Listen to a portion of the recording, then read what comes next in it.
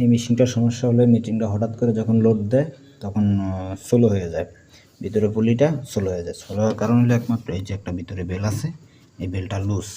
তো এই মেশিনগুলো হলো যে ভিতরে নাটিং, মানে নাটটা ভিতরে, বাইরে না। এইটারে টাইট করার সিস্টেম আছে, সিস্টেমটা হলো নিচে। ম্যান টাইট করো তো একটু।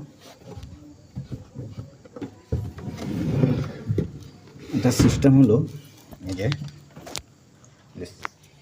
এখানে এই যে একটা স্ক্রু আছে, এই যে একটা স্ক্রু আছে, এটা লুজ দিতে হবে। লুজ দিয়ে এখানে একটা স্ক্রু ড্রাইভার বা যে কোনো কিছু দিয়ে চাপ দিতে হবে। এভাবে চাপ দেওয়ার পরে এটাকে টাইট করে দিতে হবে। এখন এই যে চাপ দিলাম, এটা চলে আসলো, এই লকটা চলে আসলো সামনে দিকে। চলে আসার পরে এই টাইট করে দিলাম, পর্যাপ্ত পরিমাণ লেভেলে টাইট করে দিলাম। টাইট করে দেওয়ার পরে এই যে জিনিসটা দাঁড়া করে বললাম, যে দাঁড়া করার পরে যে দাঁড়া হয়ে গেছে। এখন এই যে বেলটা, এই বেলটা এই যে টাইট হয়ে গেছে।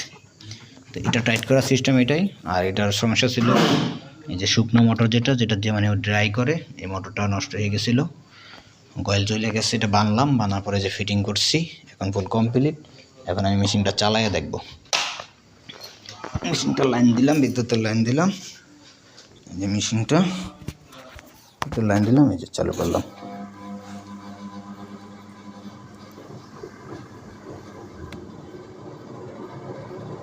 এই মেশিনটা চালু হয়ে গেল, চালু হয়ে গেছে, মেশিন চলতেছে,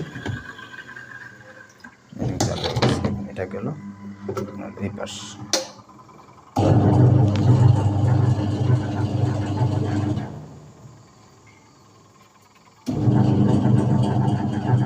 সমস্যা ছিল, আল্লাহর মধ্যে সমাধান হয়ে গেছে, কমপ্লিট।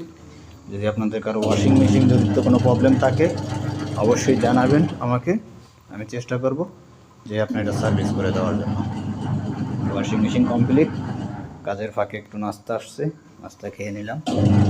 একটু নাস্তা খাওয়া। ধন্যবাদ, সবাই ভালো থাকবেন।